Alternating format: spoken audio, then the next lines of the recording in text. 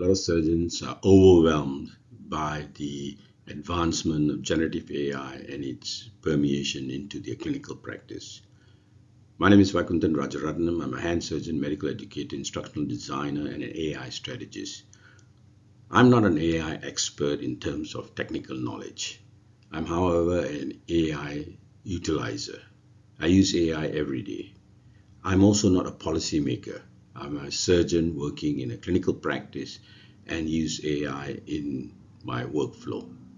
So one of the issues that I have seen over the last 3 years in my workshops there, which I have used AI to train professionals on how to understand AI in their clinical practice and integrate it so as to make their workflows smoother, giving them more time to spend with caring for patients. In this talk, I'm going to talk about how we found insights from our workshops over the last 3 years that would help guide leadership into adopting AI, providing a governance framework, developing with their staff who are involved in the front line and using AI. AI adoption globally has been growing. It is very clear that AI is useful and beneficial in medical practice. It has also been shown that AI has got challenges and barriers, and this is very clear in the evidence. A systematic review was performed, and we have got evidence to show what are the barriers, challenges, and the opportunities that are available for individuals to use AI and to make the healthcare journey much more useful. Various countries have come up with frameworks to help, and I will talk mainly with the Singapore experience.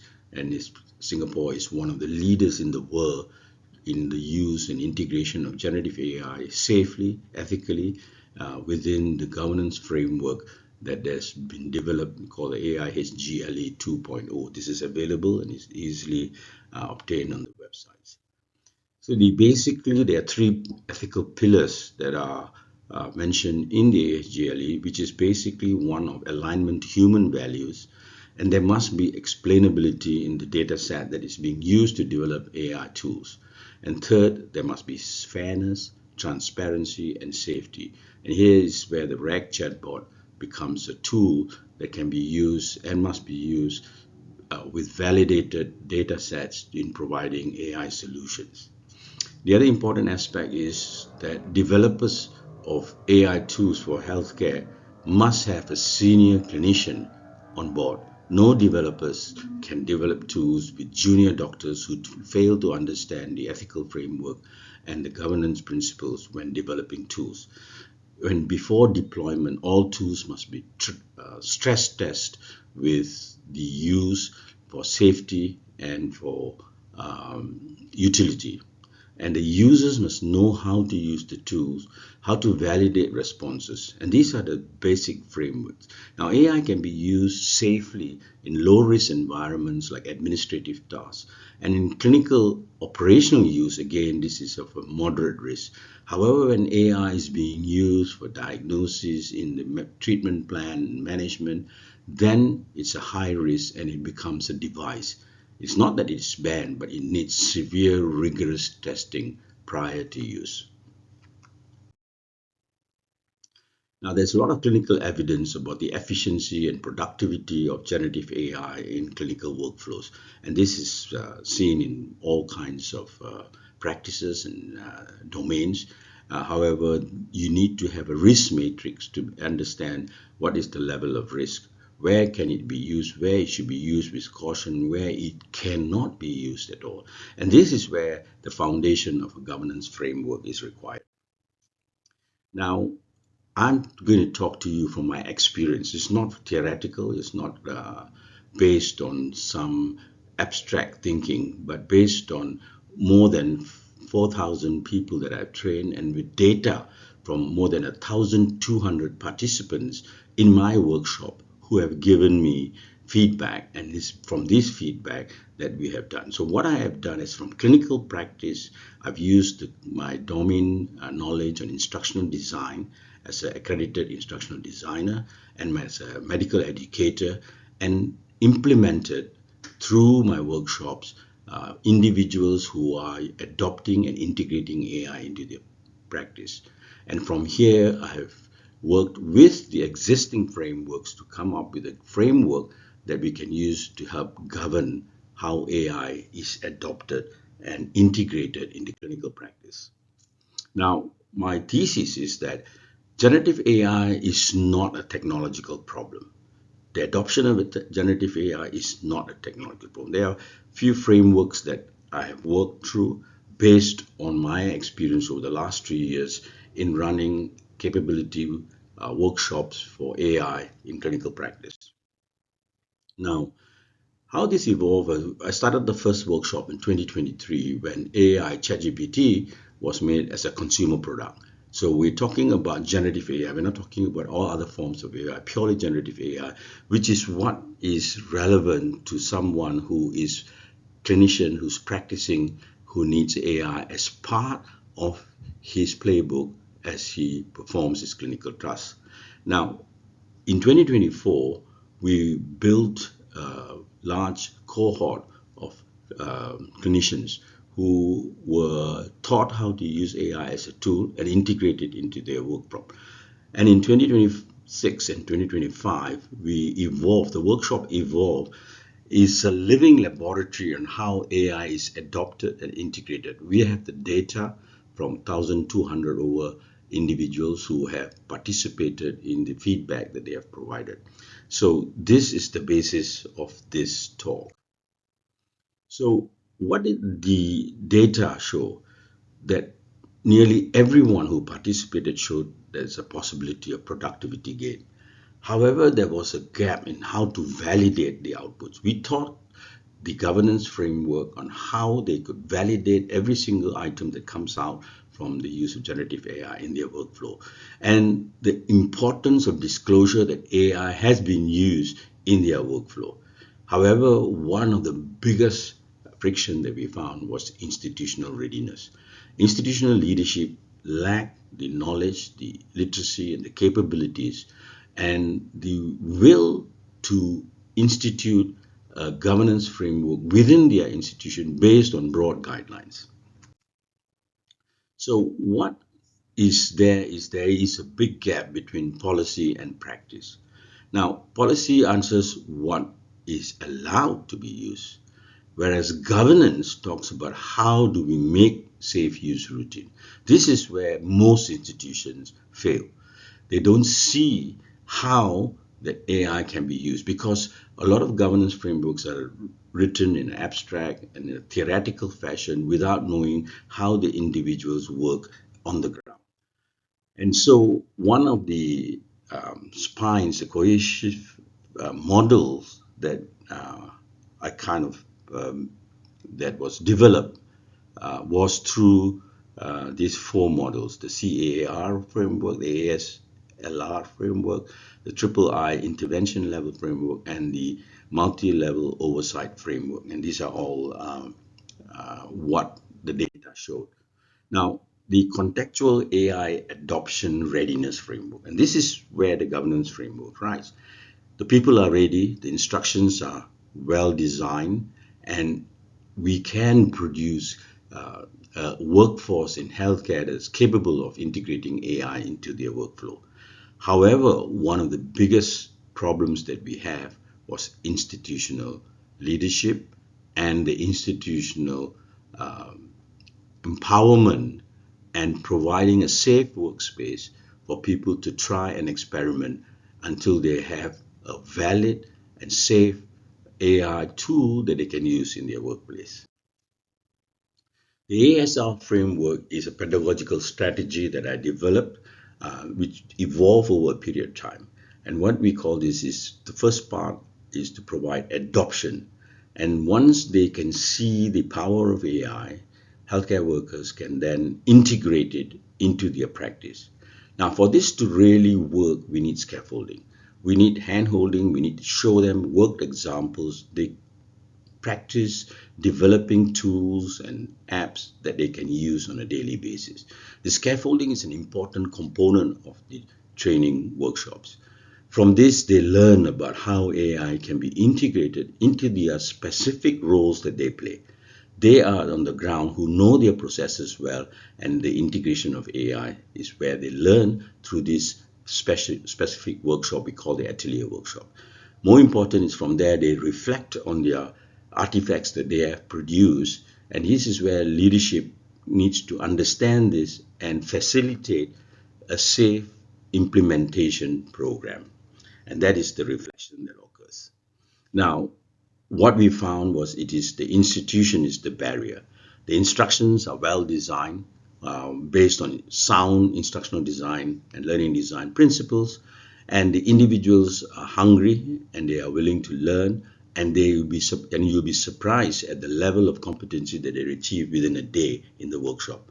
However, what is said and a barrier is the institutional ability to support them. Now, we publish our work on the multi-level oversight framework. Now, oversight, we have sorted through our workshop the individual level. Accountability and disclosure is important. This needs to be integrated in the workflow, and this is where institutions can support and facilitate that. And the workforce capability, we are able to do that through our atelier workshop. However, the institutional governance is what is lacking. We do not have sufficient cohort of institutional leaderships who understand AI and who facilitate this in their institution. This is crucial.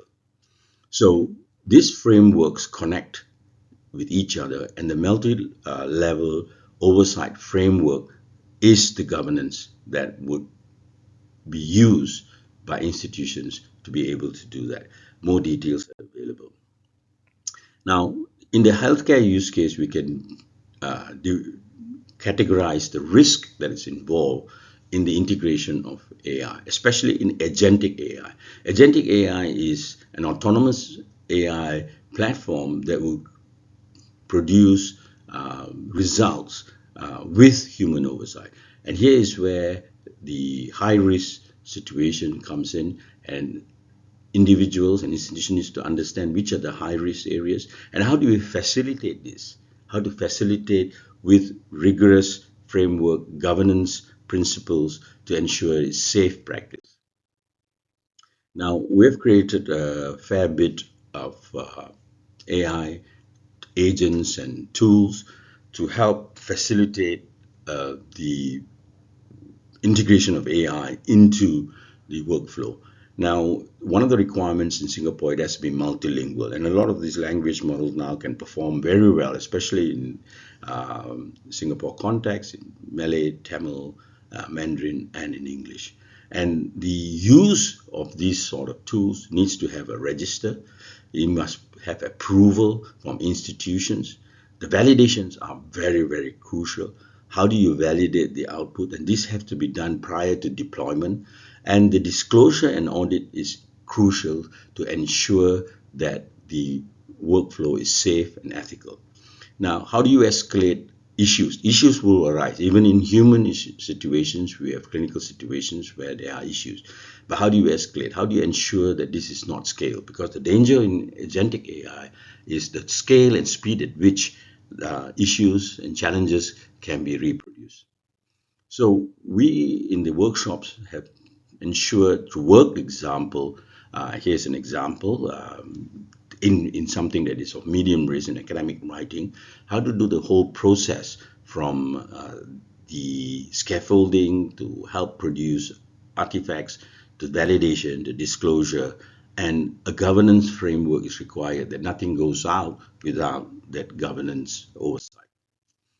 Now, as far as the institution is concerned, this is the roadmap. You need to map up what are the cases that low risk that can be rolled out rapidly, and we need to train the workforce on AI competencies, and not just mere competencies but capabilities of integrating into their workflow, and that's where the AI SLR framework comes in.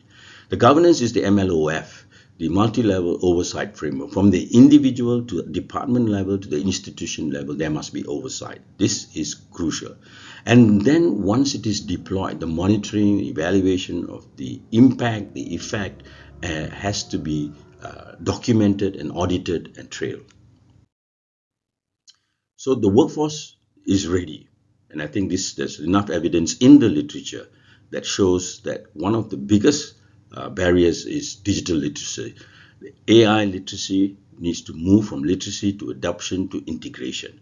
And this is where we remove the technological fear, the techno stress, through the use of an atelier type workshop where they use hands-on practice in a safe environment with professionals who are competent in this area to guide them so that they can create their own tools for practice.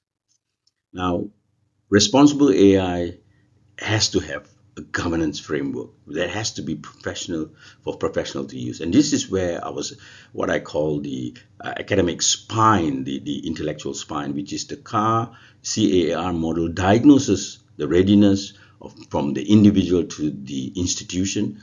The AISLR framework provides the pedagogical strategy to capability building to understand the individual, the instruction, and the institution's readiness for the intervention is the third framework that we use. And the MLOF is the governance oversight. Now, healthcare organizations have been trying to do this. So you can divide the risk factor into administrative, clinical support system, and to direct patient care. Patient-facing AI requires the rigor of testing to ensure it is stress tested. We have the blue team, red team doing stressful and ethically challenging problems tested in sandbox areas prior to deployment. So the future of AI in healthcare is agentic AI. A lot of institutions have started. Very few understand agentic workflow, how automated tasks, clinical workflow can be done through AI to speed, for efficiency, and for productivity.